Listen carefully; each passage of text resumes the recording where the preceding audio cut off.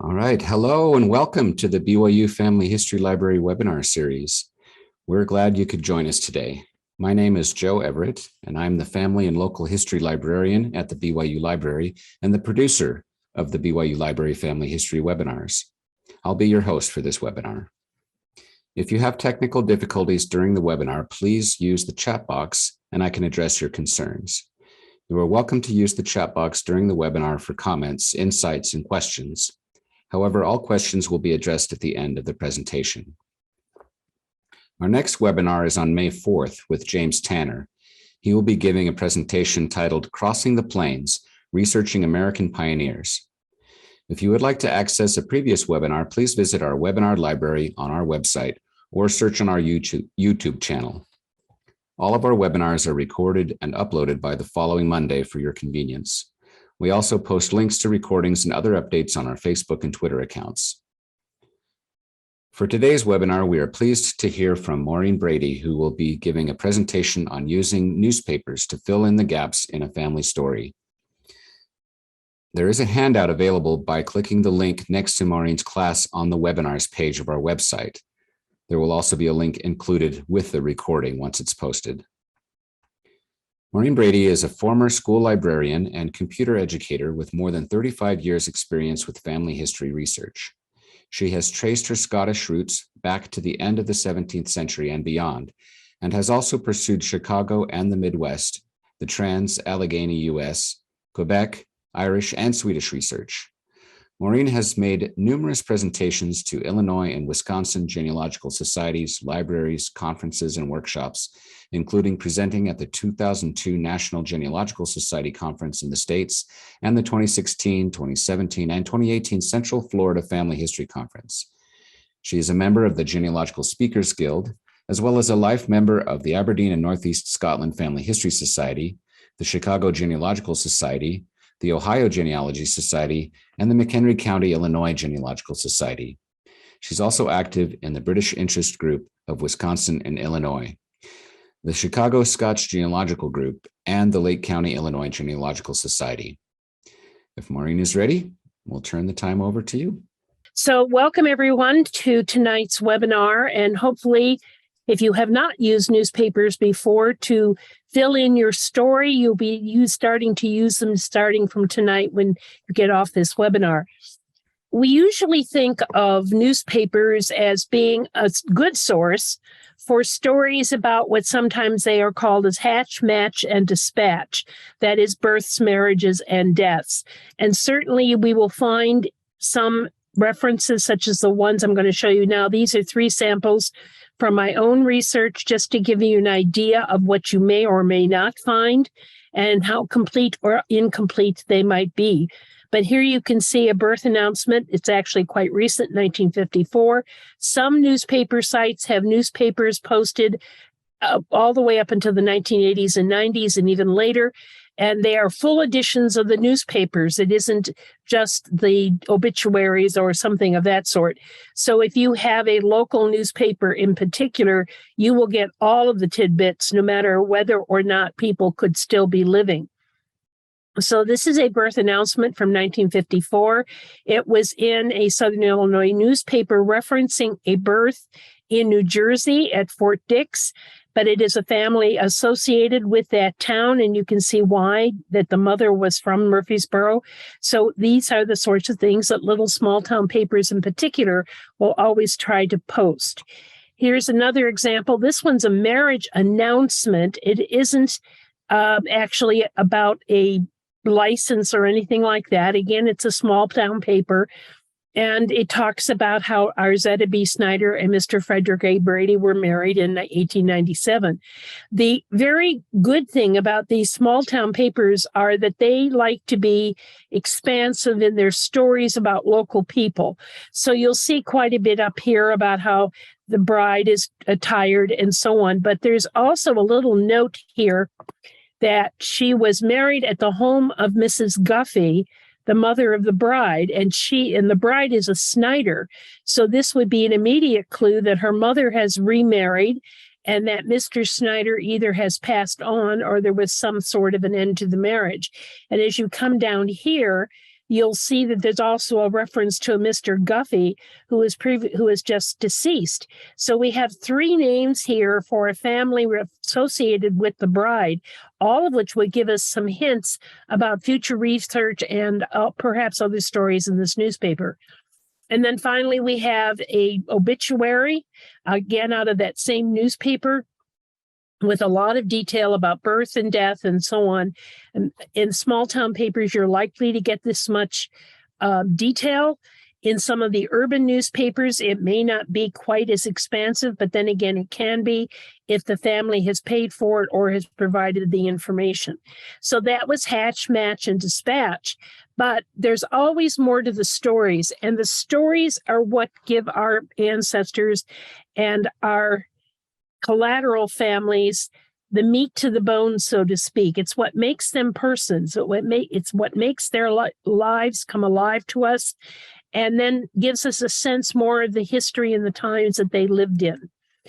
So as an example, again, from that small paper down in Ironton, Missouri, here's a little bit that Mr. and Mrs. Brady were seen riding last Sunday, and she is an invalid, victim of sciatica rheumatism.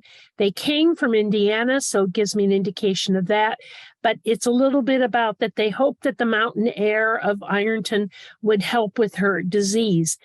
It fills in several items. It tells us how long she's been suffering. It tells us where they came from, and it gives us a little bit about why they came to Iron County, Missouri from Indiana.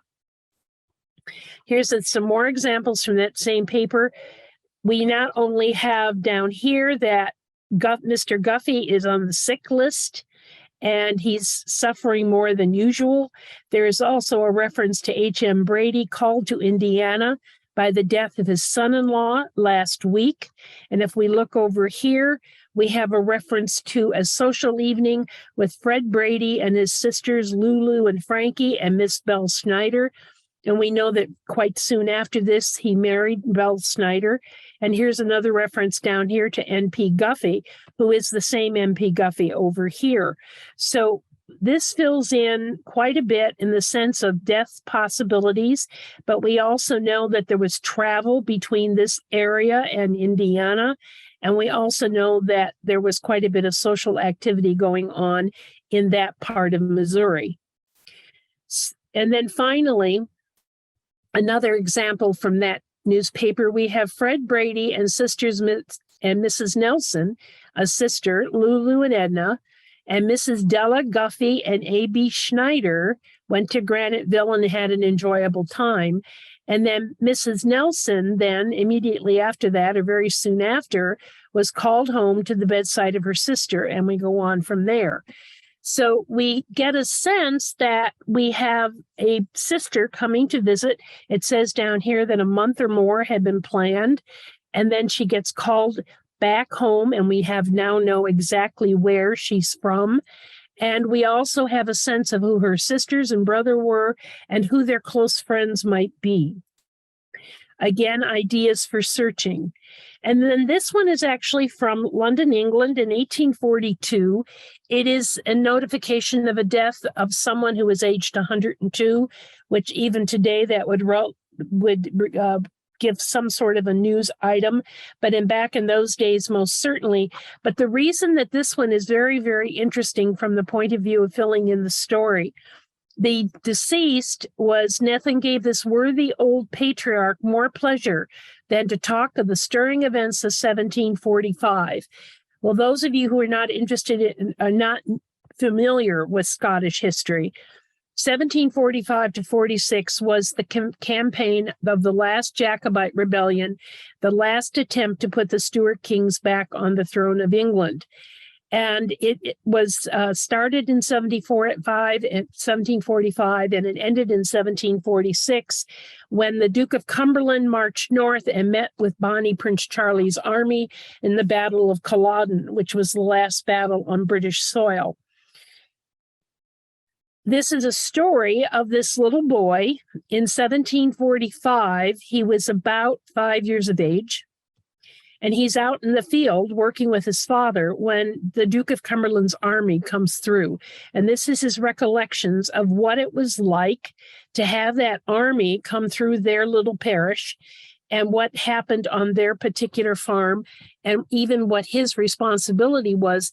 You notice that he talked about getting the chickens into the barnyards and so on. Where else would you find something like this? Someone's recollections of a time almost 100 years earlier and what it was like as a little 5-year-old boy to experience that with his father. And it even tells me the name of the farm, which is how I was able to determine that this was the correct William Taylor. So we can get all kinds of insights into our families out of the newspapers. We'll find things like bankruptcies, and we'll find wills, or at least probate notifications. We'll find suicides, we'll find hangings, we'll find shootings, we'll find people being arrested, but we'll find all the good news of the family as well. And the more time we can spend garnering all of that material from newspapers wherever the family lived, at whatever time they lived in an area, the more you will become familiar with them, and the more you will find a connection to them. So let's talk about how we find those nuggets. First, we're going to talk about the general sites, and all of these are outlined in the handout. If you do not yet have it, I did include all of the URLs so you do not have to scribble them down fast. So Chronicling America, it's a free website, and it is sponsored by the Library of Congress in joint with the National Endowment of the Humanities. And their goal here is to digitize historic newspapers and then to put them up on this Chronicling America site. Now, the Library of Congress, by law, receives a copy of every newspaper published in the United States, and this has been going on back to the beginnings of the country. So they have the only place with a continuous and as complete as possible collection of newspapers from all of the states in the United States. So they're trying to put this up. They are using grants from the National Endowment of the Humanities. Various archives and libraries apply for those grants. And then as a particular newspaper is digitized, it gets added to the Chronicling America site. It is updated monthly, so you need to check each month to see if newspapers for your area are now available. So here's what it looks like, and I'm going to spend a little time on this because this is such a key site. It is free, and it has a lot of small town papers, but it also has large urban papers too. So one of the things is right here, we are talking about what is actually currently on Chronicling America. And this is how you find out. You click on this tab, and then you get a screen like this where you pick your state. If you want a particular ethnic newspaper or in a particular language, you can then select that. You only get 3 choices, however. But then when you do a state, you notice here I did Utah, and there are 39 newspapers currently on Chronicling America representing various towns in Utah. And they are listed alphabetically by the name of the paper. And then over here, we have the date of the first issue, the date of the last issue, and then if you want to click here for more information. But you can quickly see the range that's available. This is the American Fork Citizen, so it's available only from January of 1914 to the end of December 1922. Totaling 307 editions. These are pages, rather, 307 pages. So you could click on this, and then you would be able to search just in the American Fork Citizen and so on. This gives you a very quick overview of what's possible for searching on the Chronicling America website.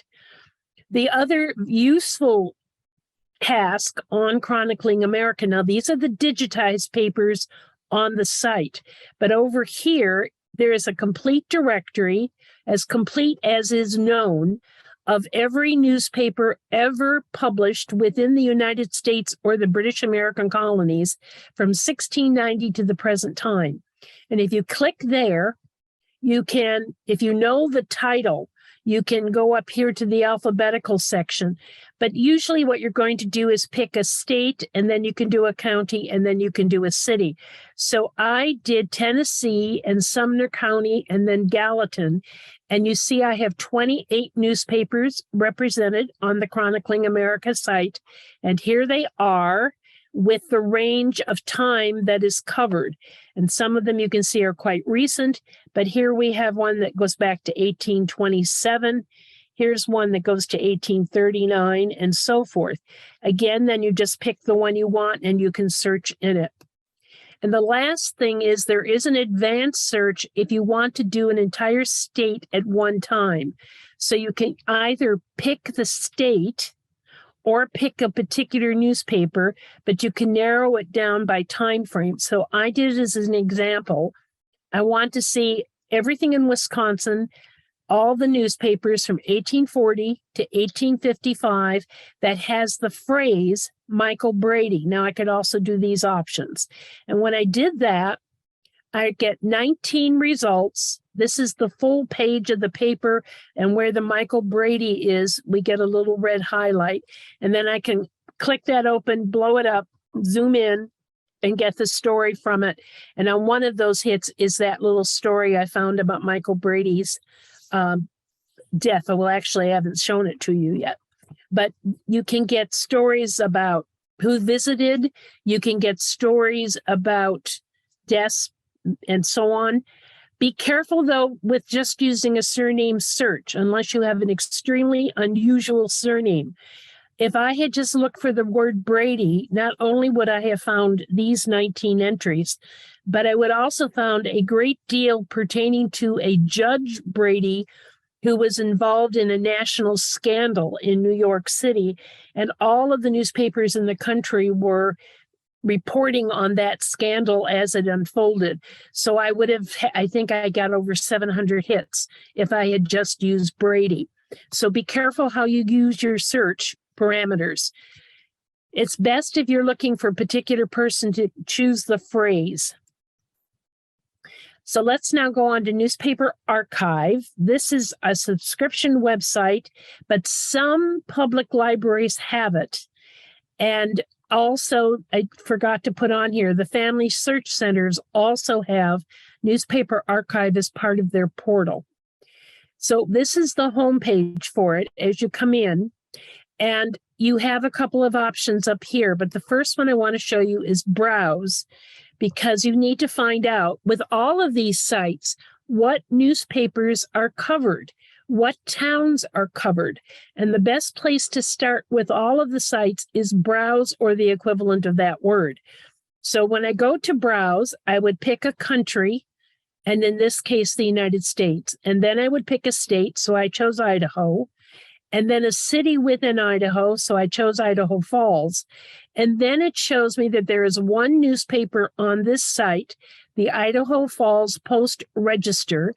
It does not give me a time frame, but if I click over here, it would under the browse for the newspaper.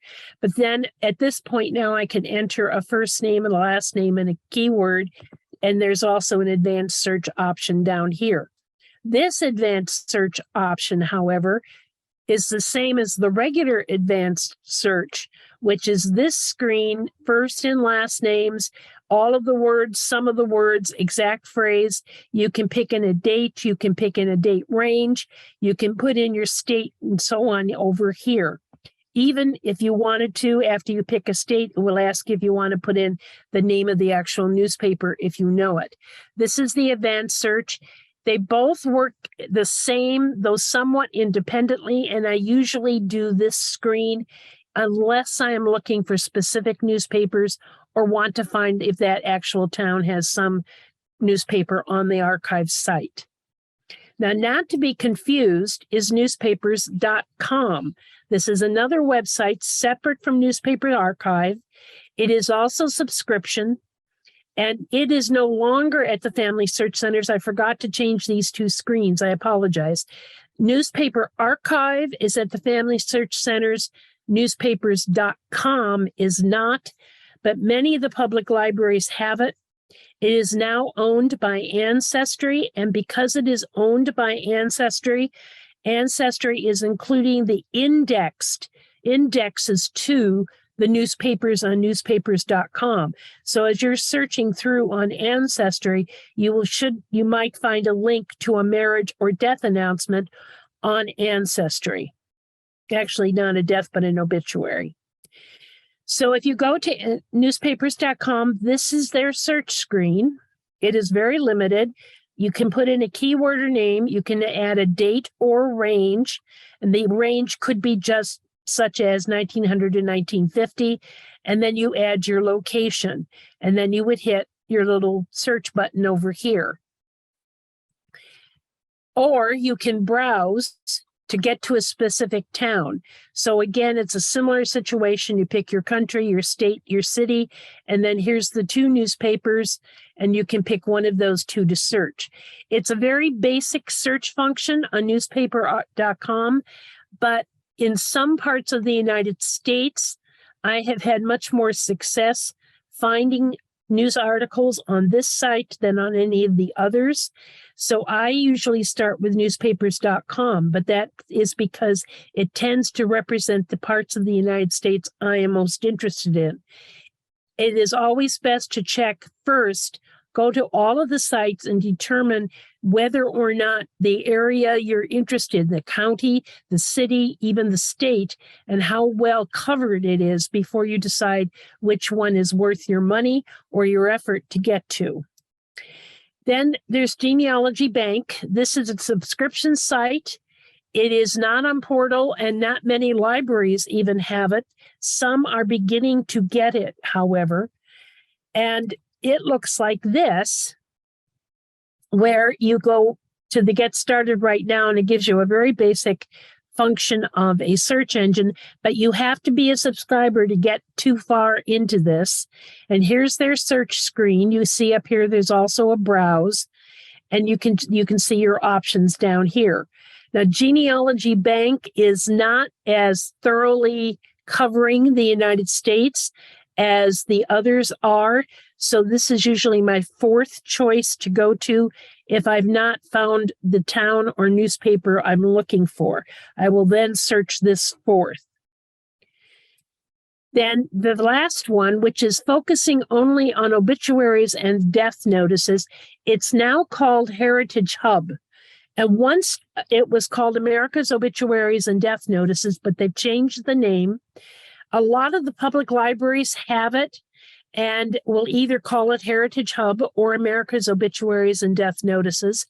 And many of those libraries will give you home access if you have a library card with that local library. Certainly mine here does, and that's how I access it. I do this at home. So you would want to check with your own public library to see if first they subscribe to Heritage Hub, and if they do they provide home access with your library card number. It looks like this, and you can see this is a very basic search. It's a last first. You can put in a middle if you know it, but that sometimes isn't going to work if the obituary doesn't have the full middle name in it. So I usually skip that. The year of death, if you know it, and then if there's some keyword you might be looking for, and then you would go to search, and then it would show you a list by date and by name of the subject, the list of obituaries that fit your parameters. Now, the thing to remember about Heritage Hub is you are not going to get a digital image of the copy. What you're going to get is a transcription of the obituary as it appeared in a particular newspaper. So I did a search for Jean Baisden, and you can see here, this is taken from the Southern Illinoisan, published in Carbondale, Illinois.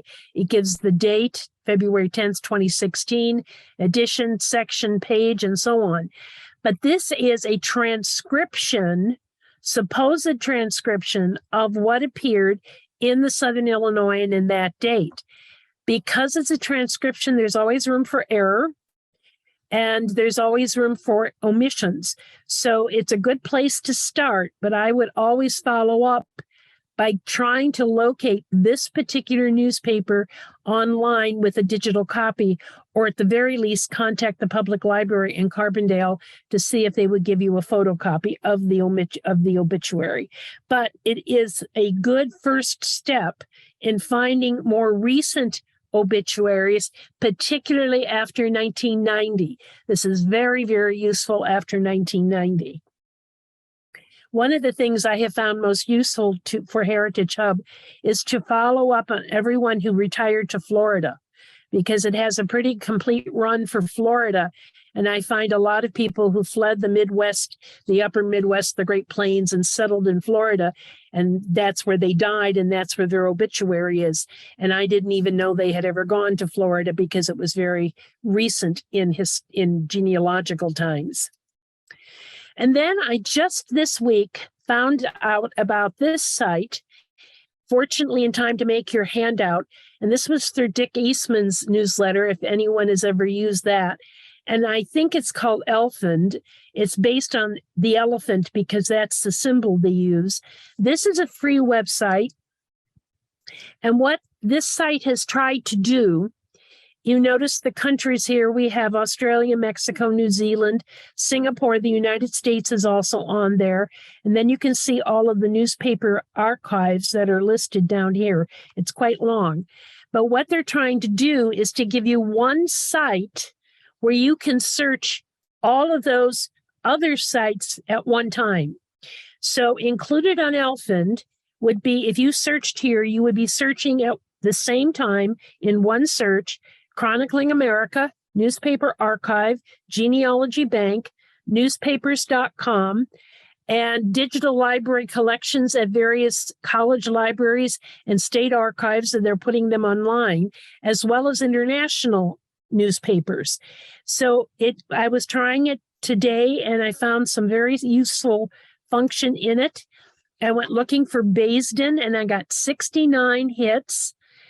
This was in Illinois, and it was in a specific time frame, the latter part of the 19th century. And you can see I have the Rock Island paper here. I have the Sycamore paper here. But you notice this one comes from Chronicling America. This one comes from the Illinois Digital Newspaper Collection. Here's another one from Chronicling America. And then it goes on for another 66 hits. So Elfand appears to be something extremely useful. And perhaps I'm going to rethink how I've been doing this now and start with Elfand. And then if I can't find what I'm looking for, then work through the other general pages that are out there.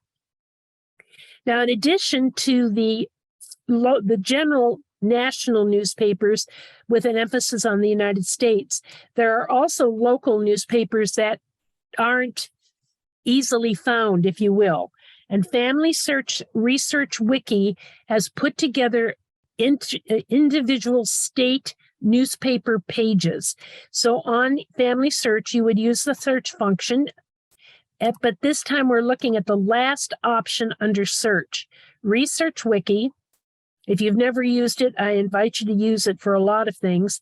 And then you see here's our search box. And I'll open that up, and I'm going to go international so you can see what happens here. So there's Ontario, and I hit my search thing, and then I go to the newspaper, the article within Wiki, and it's called Ontario Newspapers. You can see the outline that's covered here, the papers at the Archives of Ontario, and so on. But then, right after that, the very first thing always on these pages is a list of the online resources and websites. So here they all are. There may be a $sign, as there is for this one, Ancestry. This is another Ancestry one. This one tells you that you have to be part of the Toronto Public Library to get this, or a library with ProQuest. But you can see the possibilities.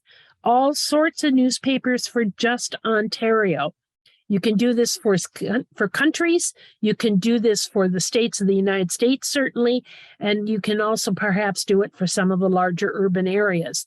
So it gives you a lot of material, a lot of ways to get to local newspapers that don't show up necessarily on the major 4 or 5 that we talked about earlier. Cindy's List is another place to go to get a list of newspapers. It's a little tricky to find it. So when you go to Cindy's List, you scroll to the bottom, down to the alphabetical box, and anything to do with the United States, you would start with the letter U. If you were wanting newspapers in Canada, you would start with the letter C. If you were looking for the British Isles, you would go to the U again for United Kingdom. And so you have to go at the country level here. But once you do, you can then dig down to the level you actually look for. So quickly, one example. This is Cindy's List in the Ohio section for newspapers. And you can see there's a newspaper archive for Ohio. This is a subscription site. There's another one called, this is newspapers.com's connection to the newspapers in Ohio. But we have something called Ohio Old News Mailing List. Prior to 1931, the Ohio Jewish Chronicle from 1922 to 1944, and then a project called Ohio Memory. So it gives you the description of each of these sites and the link to get to them so you could start searching. And again, on Cindy, this is for all the states, the provinces of Canada, the British Isles, and some other countries as well. And then the last place that you would go to, I shouldn't say last, but one of the things you have to put on your list of things to do is to take a trip to the hometown where the family originally lived and go to the public library. The public library may not look this grand, or it may, but the point is that local libraries have a local history section that they've developed material pertinent to their county and town. Most of that material has not made it to the internet. They are card files or loose leaf binders sitting on shelves. As one example, Tiffin, Ohio, the public library in Tiffin, has a card file in old catalog drawers of every newspaper mentioning a birth, marriage, or death in their county in that locally published newspaper for the complete run of that newspaper. So you only can get that index in Tiffin County, Ohio, Tiffin, Ohio, in the library. There is no other way to access that index. And there are other examples like that all over the country. So one of the things you do need to keep in mind is at some point, you should try to get to the hometown library from wherever your family came and check out their resources for newspapers. And then another idea is to Google it. So I had a great-grandfather, great actually, who died at 114 in Kenosha, Wisconsin. And I was trying to find some news articles about that because I felt at 114 in 1882 that should be noteworthy. So I did this Google search, putting everything in quotes, Michael Brady, but I also wanted Ann Kenosha and 114. And one of the things I found was from FamilySearch in the Memories Stories section. Somebody had found one of the obituaries for Michael out of the Kenosha paper and transcribed it into the story sections of Memories and attached it to his profile. I probably could have gone looking by stumbling upon it in the Memories of Michael, but this came up very, very quickly. It also led me to another article in one of the other towns in Wisconsin that had put in a little story because it was noteworthy within the state at least. So try Googling when nothing else works, or even if something else works, still try Googling it. So this is what came up this is the story that was transcribed in Memories on FamilySearch. And you can see there's a little bit about here. He was a gardener and he apparently bought horses for the French army during the Napoleonic era and so forth. 114 years of age, which agrees with all of the records I have found on this man. And then there are statewide databases. Now, this is going to be something you're going to have to do a little bit of exploration on. Certainly, the wiki will give you any idea of this might work, or be available for the states you're interested in. I live in Illinois, so this comes up all the time for me.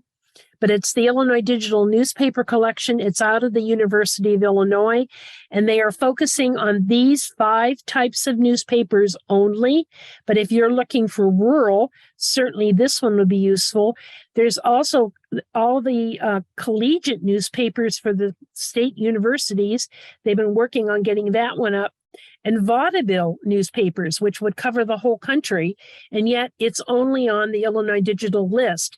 So sometimes you find a national reference in an unexpected place. And it lists it by county. They all work a little different, but this one lists by county. And once you pick the county, it shows you what's available for that county, the dates, and so on. Obviously, Cook County has a longer list than Kane, for instance. There's something called Old Fulton New York postcards, and they do have a collection of historical postcards that are searchable, but they also have a section on old newspapers, and it's called Fulton Search, and it is in your handout with the reference Fulton Search. And you see here they have over 47 million papers that you can look through. It isn't just New York, it is national. So I went back to Charles Baisden again. I'm going to do a Boolean search and then in Illinois within this period. And you see you have some other options down here. You hit search and I get up here 484 hits with those search possibilities, most of which either are about Illinois, you can see the yellow here, or the dates, and not about Charles Baisden at all. So I'm not sure if there'd be a way for me to narrow this down some, but there are some in here that are about Charles or the Baisden family in Southern Illinois. So, excuse me, this is another way you can perhaps find someone if you are can't find them in other ways. This might be one way to do it. And then we have the Ohio Index, which is at a presidential library, the Rutherford B. Hayes Presidential Library. It is focusing on Ohio, but many of us, as we work back in our ancestry, we will find someone coming by way of Ohio, spending 1 or 2 generations there. And so sometimes most of us will end up at some point in Ohio research. At least a lot of us will. And so that's why I wanted to show you this. So you do a search for your person with, this is my search parameter here. I was looking for Reuben Valentine Lott, and I had an age of about 79, and this is what they found. He died in 1919. He was born about 1840 and so on, and actually has his month and day and year and birth there. And then over here are the newspapers that have an obituary about Reuben Valentine Lott. And this is the Seneca Advertiser, the date of the issue, page and column number. This is the Fostoria Daily Review and so on. And then it tells you how to order. Now, the actual papers are not digitized, at least not on this site. This is only an index, but then it gives you the name of the paper and the edition. So then you can go check Chronicling America or one of the other sites to see if they have that newspaper in their database, and then you might get to the digital copy that way. Or if all else fails, it tells you under the how to order the library that holds this newspaper and how you would order a copy of this obituary from that library. So it's quite a useful service. And even though it is just the state of Ohio, many of us have very, very strong connections to research in that state at some point. And then there's papers for all over the world. I just chose these 4 to just demonstrate what I'm talking about. There's the British Newspaper Archive, which covers the 20th, 19th, and part of the 18th century newspapers for the whole part of the Great Britain, which would be England, Scotland, Wales, and Ireland. And then we've got Canada newspapers, 1752 to 2007. This is ongoing. They are still building this particular site. This one is fairly complete, at least as we go back in time. Trove is the one-stop shop to search the newspapers of Australia, and Papers Past is the same for New Zealand. And there are other such newspaper sites now popping up all over the world, especially in Western Europe. So you would want to check that. And one of the best places to check is Cindy's List or the Research Wiki for that country. Quickly now, some search strategies of how you can have successful searches, or if you're having problems trying to find something. The first thing you should always do when you go to one of these is check what their search parameters are. Check their help section so you can find out what kind of searches they allow, how you can use wildcards, if at all you can use wildcards, and so on. So one of the things you want to determine is, can you do exact or fuzzy search options? Does that site have fuzzy? They almost all have exact. What kinds of fields can you search within the database? Can you put in an approximate age? Can you put in an approximate place of residence? Can you do a range of years, or can you do only 1 year? There is actually one site that only lets you put in a single year. Can you use wildcards? And if so, how can you use wildcards? What symbols are used for the wildcards? So you need to learn all of that before you get started.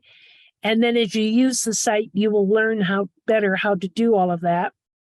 So as an example, here's 3 of them. Here's Newspaper Archive, here's Genealogy Bank, and here's newspapers.com. Now, I showed you all 3 of these earlier, but I'm giving it to you again so you can see the comparison. This is the advanced search window for Newspapers Archive. This is the only search for Genealogy Bank. And this is the only search for newspapers.com. And as you take a look, you can see how different they are and how limiting this one is in comparison, say, to this one. So it is well worth the effort to learn what is possible in terms of search within each of the sites you're using. And sometimes you want to do less is more. And what I mean by that is you could start by saying William Brady, who was born in July 1901, lived in Chicago, but you're not likely to find a hit with all of those terms. So you start making it more simple. So take out the word July and then you search on this, or better yet, just his name and year, or just the surname and the year. But remember what I said earlier about common surnames. You should be very, very careful with this search here. More likely, this would be the one you would start with. And then if you get too many, then you can start adding keywords to narrow the list down. And finally, we have to talk about names and spelling.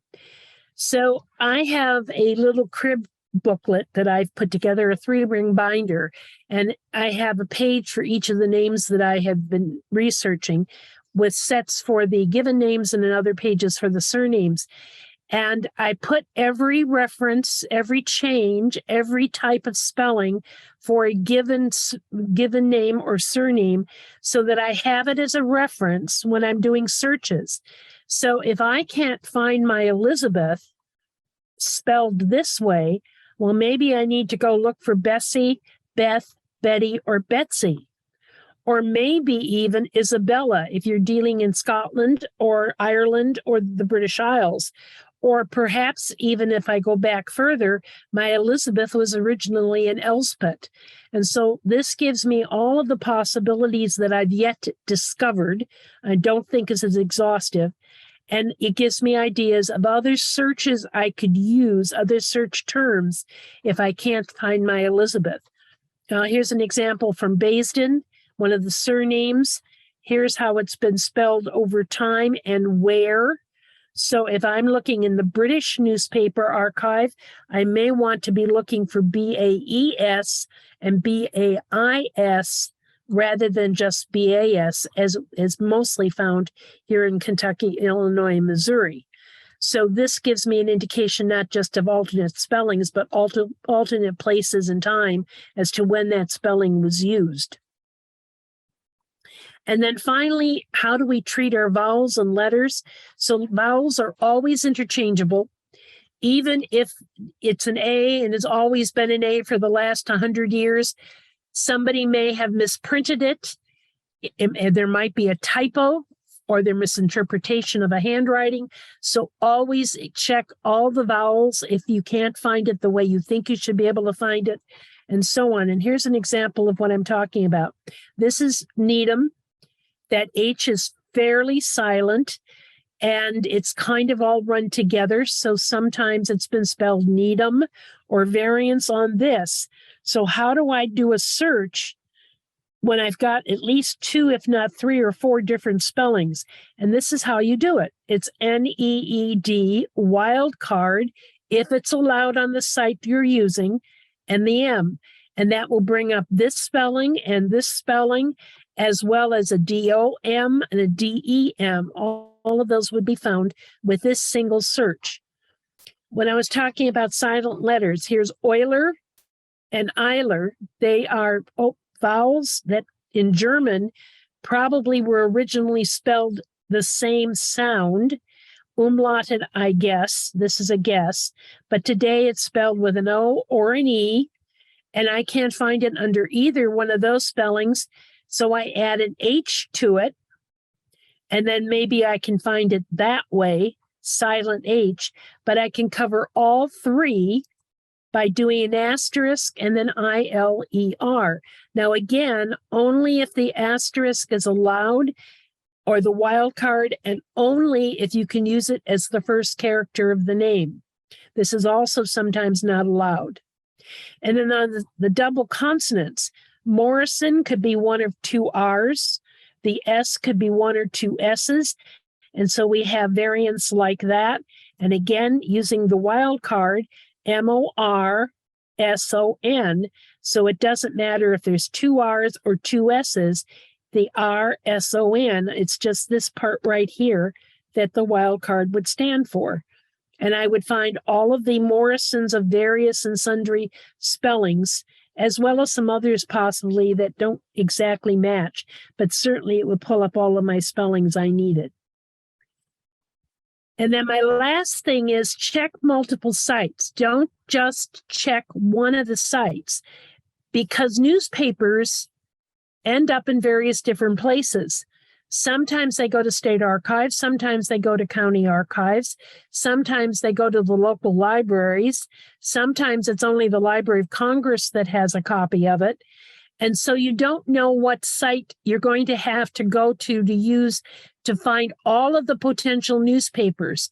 And remember, if you're talking about rural areas, you need to look for the larger newspapers, the county seat newspaper, maybe even the county seat next door.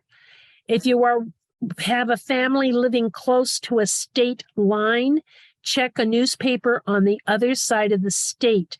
For instance, here in Illinois, Waukegan, Illinois, is very close to the Illinois-Wisconsin border, and it had columns in its paper in the 19th century, not only for the little small towns and hamlets in its area within Lake County, but it also had Kenosha and Racine and Burlington and Delavan and Wilmot and all the little towns just across the border in Wisconsin. There were columns for all of that, because the main newspaper that everybody subscribed to or purchased was the paper coming out of Waukegan.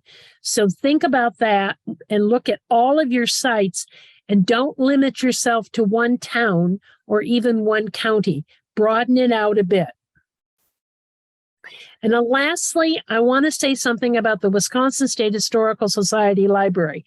This is a picture of their main reading room, which was recently in the last few years restored to its original architecture and decoration. These are Tiffany windows up here. It is absolutely beautiful.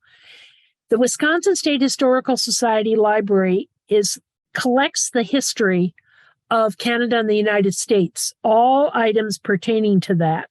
And as such, they are a repository of newspapers, not in digital format, but the old microfilm format.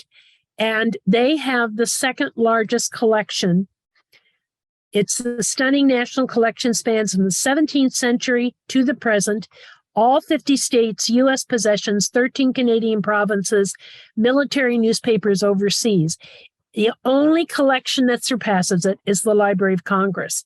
Now, if you don't live in Wisconsin, Illinois, Minnesota, Iowa, it's a little bit tough to get there.